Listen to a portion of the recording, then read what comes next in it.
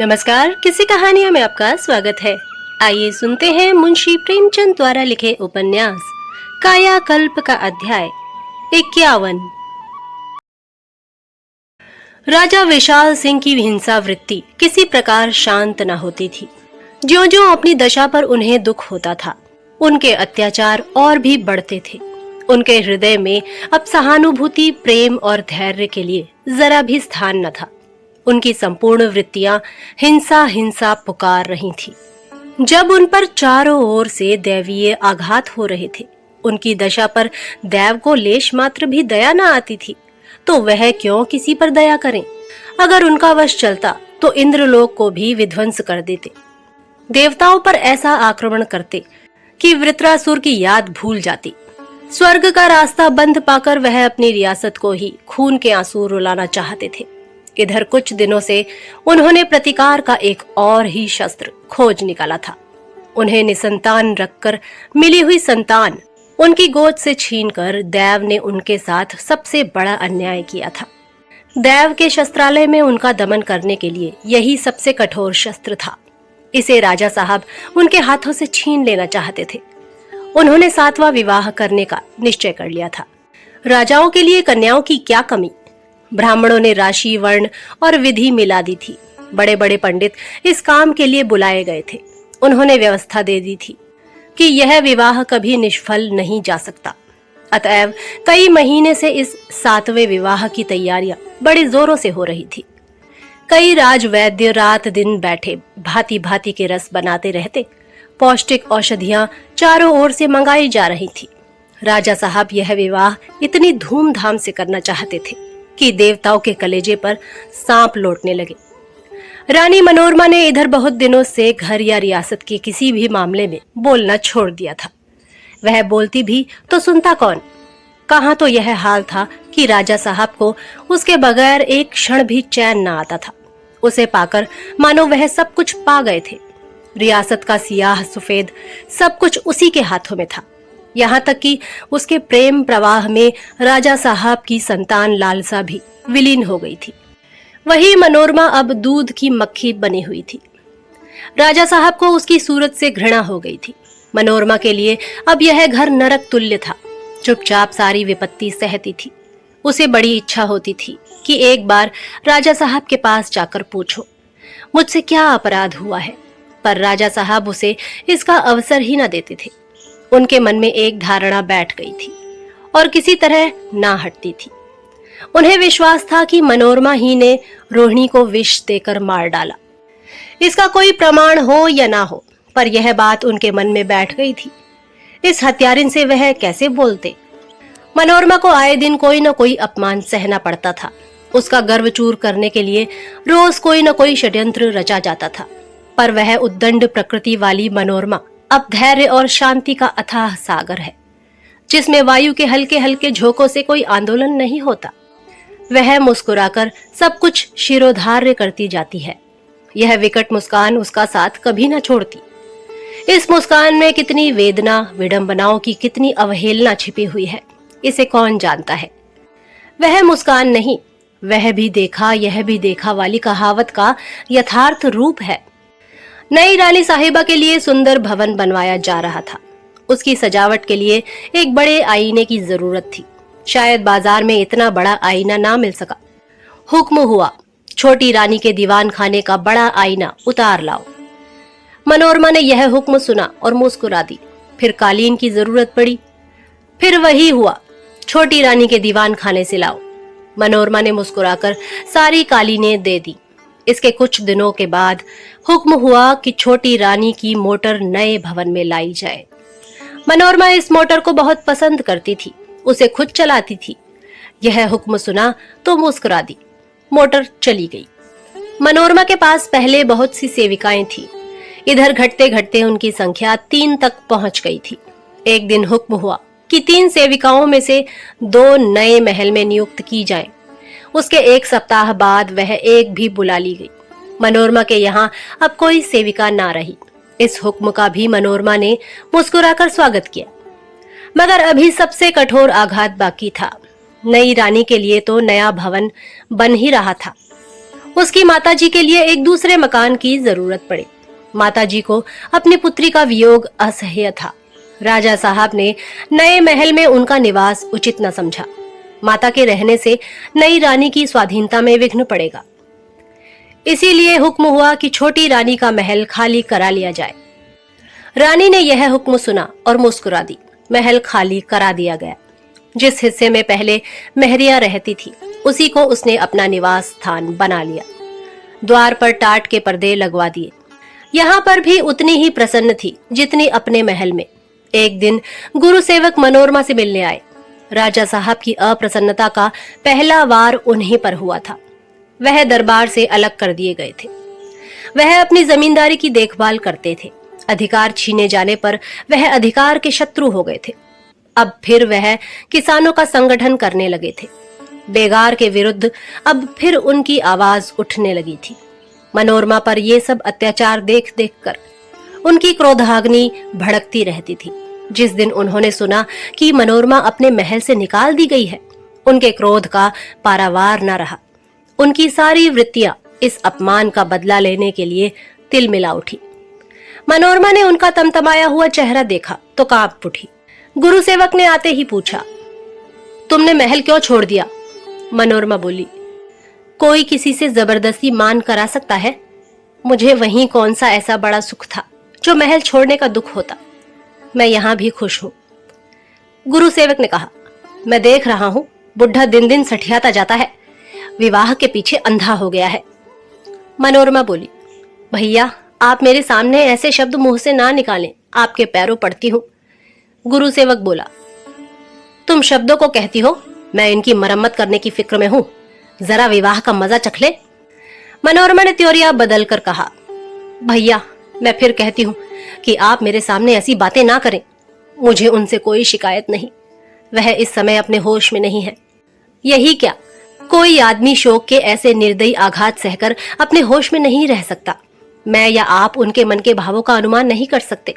जिस प्राणी ने 40 वर्ष तक एक एक अभिलाषा को हृदय में पाला हो, उसी एक अभिलाषा के लिए उचित अनुचित सब कुछ किया हो, और 40 वर्ष के बाद जब उस अभिलाषा के पूरे होने के सब सामान हो गए हो, एकाएक उसके गले पर छुरी चल जाए, तो सोचिए कि उस प्राणी की क्या दशा होगी। राजा साहब ने सिर पटक कर प्राण नहीं दे दिए, यही क्या कम है? कम से कम मैं तो इतना धैर्य ना रख सकती। मुझे इस बात का दुख है कि उनके साथ मुझे जितनी सहानुभूति होनी चाहिए मैं नहीं कर रही हूँ। गुरु सेवक ने गंभीर भाव से कहा, अच्छा, प्रजा पर इतना जुल्म क्यों हो रहा है? यह भी बेहोशी है? मनोरमा बोली, बेहोशी नहीं तो और क्या है। जो आदमी 65 वर्ष की उम्र में संतान के लिए विवाह करे, वह बेहोशी ही है, चाहे उसमें बेहोशी का कोई लक्षण ना भी दिखाई दे।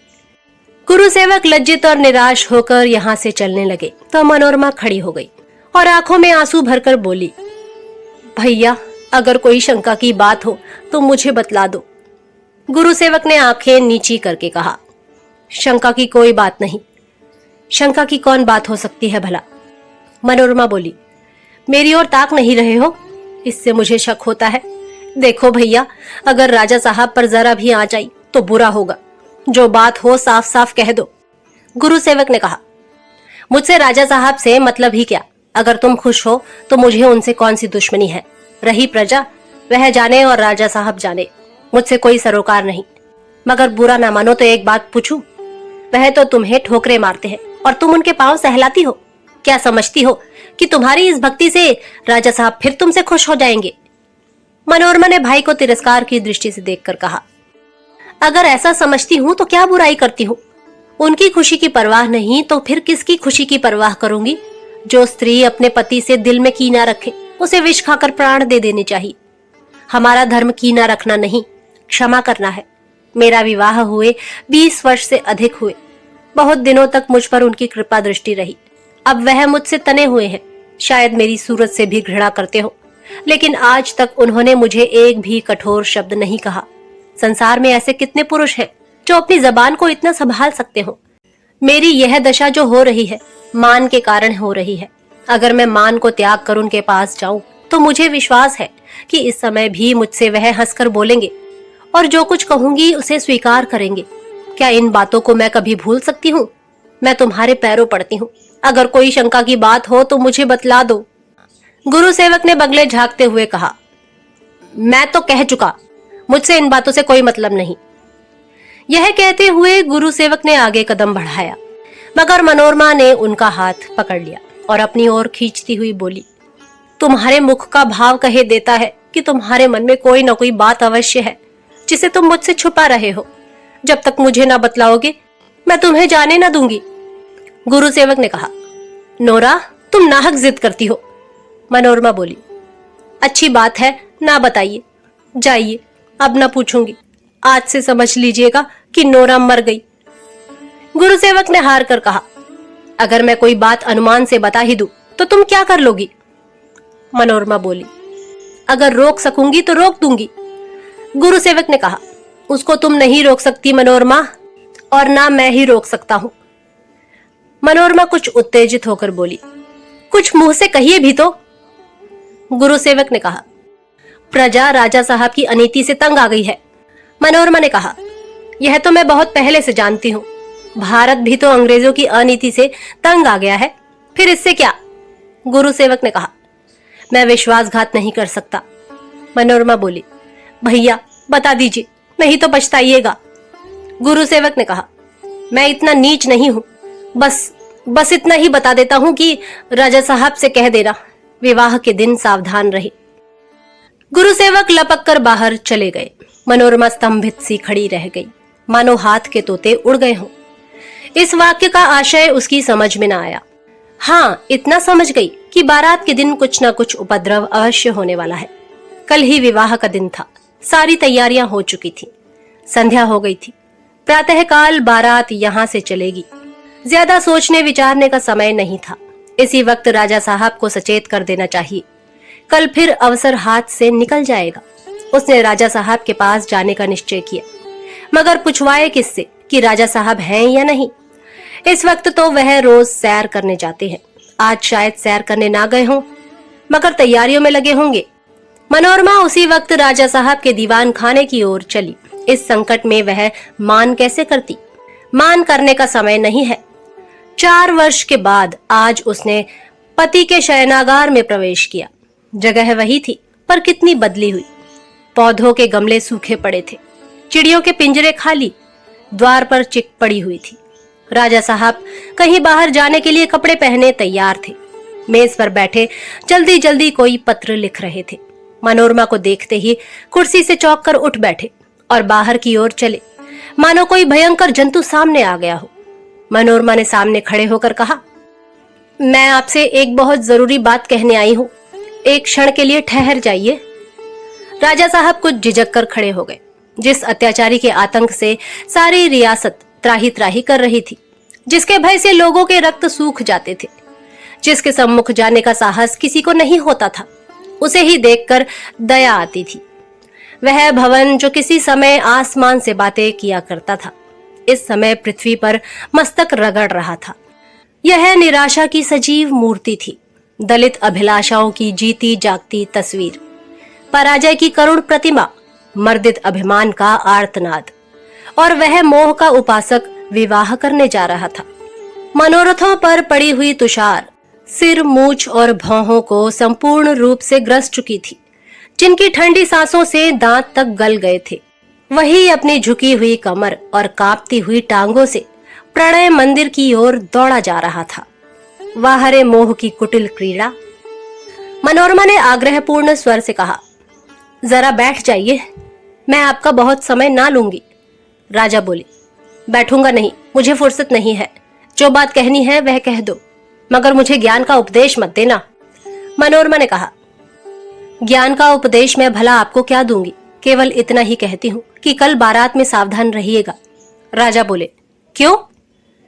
मनोरमा ने कहा, उपद्रव हो जाने का भय है। राजा बोले, बस इतना ही कहना है या कुछ और? मनोरमा ने कहा, बस इतना ही। राजा बोले, तो तुम जाओ, मैं उपद्रवों की परवाह नहीं करता। लुटेरों का भय उसे होता है जिसके पास सोने की गठरी हो। मेरे पास क्या है जिसके लिए डरूं? एकाएक उनकी मुखाकृति कठोर हो गई, आंखों में अस्वाभाविक प्रकाश दिखाई दिया। उद्दंडता से बोले, मुझे किसी का भय नहीं है, अगर किसी ने चूं भी किया तो रियासत में आग लगा दूंगा, खून की नदियां बहा दूंगा। विशाल सिंह रियासत का मालिक है, उसका गुलाम नहीं। कौन है जो मेरे सामने खड़ा हो सके? मेरी एक तेज निगाह शत्रुओं का पित्ता पानी कर देने के लिए काफी है। मनोरमा का हृदय करुणा से व्याकुल हो उठा। इन शब्दों में कितनी मानसिक वेदना भरी हुई थी। वे होश की बातें नहीं, बेहोशी की बाढ़ थी। आग्रह करके बोली, फिर भी सावधान रहने में तो कोई बुराई नहीं, मैं आपके साथ रहूंगी। राजा ने मनोरमा को घोर सशंक नेत्र से देखकर कहा, नहीं नहीं, तुम मेरे साथ नहीं रह सकती, किसी तरह नहीं, मैं तुमको खूब जानता हूं। यह कहते हुए राजा साहब बाहर चले गए। मनोरमा खड़ी सोचती रह गई कि इन बातों का क्या आशय है। इन शब्दों में जो शंका और दुश्चिंता छिपी हुई थी, यदि उनकी गंध भी उसे मिल जाती तो शायद उसका हृदय फट जाता। वह वहीं खड़ी खड़ी चिल्लाकर रो पड़ती। उसने समझा, शायद राजा साहब को उसे अपने साथ रखने में वही संकोचमय आपत्ति है जो प्रत्येक पुरुष को स्त्रियों से सहायता लेने में होती है। इस वक्त लौट गई, लेकिन वह खटका उसे बराबर लगा हुआ था। रात अधिक बीत गई थी। बाहर बारात की तैयारियां हो रही थी। ऐसा शानदार जुलूस निकालने की आयोजना की जा रही थी जैसा इस नगर में कभी न निकला हो। गोरी फौज थी, काली फौज थी, रियासत की फौज थी, फौजी बैंड था, कोतल घोड़े, सजे हुए हाथी, फूलों की सवारी हुई सवारी गाड़ियां, सुंदर पालकियां इतनी जमा की गई थीं कि शाम से घड़ी रात तक उनका तांता ही न टूटे। बैंड से लेकर डफले और नरसिंह तक सभी प्रकार के बाजे थे। सैकड़ों ही विमान सजाए गए थे और फुलवारियों की तो गिनती ही नहीं थी। सारी रात द्वार पर चहल पहल रही और सारी रात राजा साहब सजावट का प्रबंध करने में व्यस्त रहे। मनोरमा कई बार उनके दीवान खाने में आई और उन्हें वहां ना देखकर लौट गई। उसके जी में बार बार आता था कि बाहर ही चलकर राजा साहब से अनुनय विनय करो, लेकिन भय यही था कि कहीं वह सबके सामने बकझक न करने लगे, उसे कुछ कह न बैठे। जो अपने होश में नहीं, उसे किसकी लज्जा और किसका संकोच। आखिर जब इस तरह जी न माना तो वह द्वार पर जाकर खड़ी हो गई कि शायद राजा साहब उसे देखकर उसकी तरफ आए, लेकिन उसे देखकर भी राजा साहब उसकी ओर न आए, बल्कि और दूर निकल गए। सारे शहर में इस जुलूस और इस विवाह का उपहास हो रहा था। नौकर चाकर तक आपस में हंसी उड़ाते थे, राजा साहब की चुटकियां लेते थे। अपनी धुन में मस्त राजा साहब को कुछ न सूझता था, कुछ न दिखाई देता था, कुछ न सुनाई देता था। सारी रात बीत गई और मनोरमा को कुछ कहने का अवसर न मिला। तब वह अपनी कोठरी में लौट आई और ऐसी फूट फूट कर रोई मानो उसका कलेजा बाहर निकल पड़ेगा। उसे आज 20 वर्ष पहले की बात याद आई, जब उसने राजा साहब से विवाह के पहले कहा था, मुझे आपसे प्रेम नहीं है और न हो सकता है। उसने अपने मनोभावों के साथ कितना अन्याय किया था। आज वह बड़ी खुशी से राजा साहब की रक्षा के लिए अपना बलिदान कर देगी। इसे वह अपना धन्य भाग्य समझेगी। यह उस अखंड प्रेम का प्रसाद है जिसका उसने 15 वर्ष तक आनंद उठाया और जिसकी एक एक बात उसके हृदय पर अंकित हो गई थी। उन अंकित चिन्हों को कौन उसके हृदय से मिटा सकता है? निष्ठुरता में इतनी शक्ति नहीं, अपमान में इतनी शक्ति नहीं। प्रेम अमर है, अमिट है। दूसरे दिन बारात निकलने से पहले मनोरमा फिर राजा साहब के पास जाने को तैयार हुई, लेकिन कमरे से निकली ही थी कि 2 हथियारबंद सिपाहियों ने उसे रोक लिया। रानी ने डांट कर कहा, हट जाओ नमक हरामो, मैंने ही तुम्हें नौकर रखा और तुम मुझसे ही गुस्ताखी करते हो। एक सिपाही बोला, हुजूर के हुक्म के ताबेदार हैं, क्या करें? महाराज साहब का हुक्म है कि हुजूर इस भवन से बाहर ना निकलने पावे। हमारा क्या अपराध है सरकार? मनोरमा ने कहा, तुम्हें किसने यह आज्ञा दी है? सिपाही बोले, खुद महाराजा साहब ने। मनोरमा बोली, मैं केवल 1 मिनट के लिए राजा साहब से मिलना चाहती हूँ। सिपाही बोले, बड़ी कड़ी ताकीद है सरकार, हमारी जान ना बचेगी। मनोरमा ऐंठ कर रह गई। एक दिन सारी रियासत उसके इशारे पर चलती थी। आज पहरे के सिपाही तक उसकी बात नहीं सुनते। तब और अब में कितना अंतर है। मनोरमा ने वहीं खड़े खड़े पूछा, बारात निकलने में कितनी देर है? सिपाही बोले, अब कुछ देर नहीं है, सब तैयारियां हो चुकी हैं। मनोरमा बोली, राजा साहब की सवारी के साथ पहरे का कोई विशेष प्रबंध भी किया गया है? सिपाही बोले, हाँ हुजूर, महाराज के साथ 100 गोरे रहेंगे। महाराज की सवारी उन्हीं के बीच में रहेगी। मनोरमा संतुष्ट हो गई। उसकी इच्छा पूरी हो गई। राजा साहब सावधान हो गए, किसी बात का खटका नहीं। वह अपने कमरे में लौट गई। 4 बजते बजते बारात निकली। जुलूस की लंबाई 2 मील से कम न थी। भांति भांति के बाजे बज रहे थे, रुपए लुटाए जा रहे थे, पग पग पर फूलों की वर्षा की जा रही थी। सारा शहर तमाशा देखने को फटा पड़ता था। इसी समय अहिल्या और शंखधर ने नगर में प्रवेश किया और राजभवन की ओर चले, किंतु थोड़े ही दूर गए थे कि बारात के जुलूस ने रास्ता रोक दिया। जब यह मालूम हुआ कि महाराज विशाल सिंह की बारात है, तो शंखधर ने मोटर रोक दी और उस पर खड़े होकर अपना रुमाल हिलाते हुए जोर से बोले, सब आदमी रुक जाएं, कोई एक कदम भी आगे ना बढ़े। फौरन महाराज साहब को सूचना दो कि कुंवर शंखधर आ रहे हैं। दम के दम में सारी बारात रुक गई। कुंवर साहब आ गए। यह खबर वायु के झोंके की भांति इस सिरे से उस सिरे तक दौड़ गई। जो जहां था वही खड़ा रह गया। फिर उनके दर्शन के लिए लोग दौड़ दौड़ कर जमा होने लगे। जुलूस तितर बितर हो गया। विशाल सिंह ने यह भगदड़ देखी तो समझे कुछ उपद्रव हो गया। गोरों को तैयार हो जाने का हुक्म दे दिया। कुछ अंधेरा हो चला था। किसी ने राजा साहब से साफ तो न कहा कि कुंवर साहब आ गए। बस जिसने सुना झंडे झंडे बल्लम फाले फेंक फाक कर भागा। राजा साहब का घबरा जाना स्वाभाविक ही था। उपद्रव की शंका पहले ही से थी। तुरंत ख्याल आया कि उपद्रव हो गया। गोरों को बंदूकें संभालने का हुक्म दिया। उसी क्षण शंखधर ने सामने आकर राजा साहब को प्रणाम किया। शंखधर को देखते ही राजा साहब घोड़े से कूद पड़े और उसे छाती से लगा लिया। आज इस शुभ मुहूर्त में वह अभिलाषा भी पूरी हो गई जिसके नाम को वह रो चुके थे। बार बार कुंवर को छाती से लगाते थे पर तृप्ति ही न होती थी। आंखों से आंसू की झड़ी लगी हुई थी। जब जरा चित्त शांत हुआ तो बोले, तुम आ गए बेटा, मुझ पर बड़ी दया की। चक्रधर को लाए हो ना? शंखधर ने कहा, वह तो नहीं आए। राजा बोले, आएंगे, मेरा मन कहता है।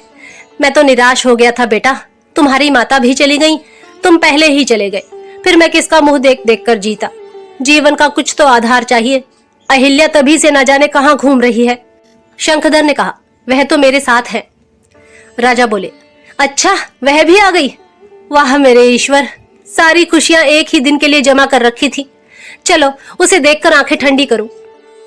बारात रुक गई। राजा साहब और शंखधर अहिल्या के पास आए। पिता और पुत्री का सम्मिलन बड़े आनंद का दृश्य था। कामनाओं के वे वृक्ष जो मुद्दत हुई निराशा तुषार की भेंट हो चुके थे, आज लहलहाते हरी भरी पत्तियों से लदे हुए सामने खड़े थे। आंसुओं का वेग शांत हुआ तो राजा साहब बोले, तुम्हें यह बारात देखकर हंसी आई होगी। सभी हंस रहे हैं, लेकिन बेटा यह बारात नहीं है। कैसी बारात और कैसा दूल्हा, यह विक्षिप्त हृदय का उद्गार है और कुछ नहीं। मन कहता था, जब ईश्वर को मेरी सुधि नहीं, मुझ पर जरा भी दया नहीं करते, अकारण ही मुझे सताते हैं, तो मैं क्यों उनसे डरूं? जब स्वामी को सेवक की फिक्र नहीं, तो सेवक को स्वामी की फिक्र क्यों होने लगी? मैंने उतना अन्याय किया जितना मुझसे हो सका। धर्म और अधर्म, पाप और पुण्य के विचार दिल से निकाल डाले। आखिर मेरी विजय हुई कि नहीं? अहिल्या बोली, लल्लू अपने लिए रानी भी लेता आया है। राजा ने कहा, सच कहना, यह तो खूब हुई। क्या वह भी साथ है? मोटर के पिछले भाग में बहू बैठी थी। अहिल्या ने पुकार कर कहा, बहू, पिताजी के चरणों के दर्शन कर लो। बहू आई। राजा साहब देखकर चकित हो गए। ऐसा अनुपम सौंदर्य उन्होंने किसी चित्र में भी न देखा था। बहू को गले लगाकर आशीर्वाद दिया और अहिल्या से मुस्कुराकर बोले, शंखधर तो बड़ा भाग्यवान मालूम होता है। यह देव कन्या कहां से उड़ा लाया? अहिल्या बोली, दक्षिण के एक राजा की कुमारी है। ऐसा शील स्वभाव है कि देखकर भूख प्यास बंद हो जाती है। आपने सच ही कहा, देव कन्या है।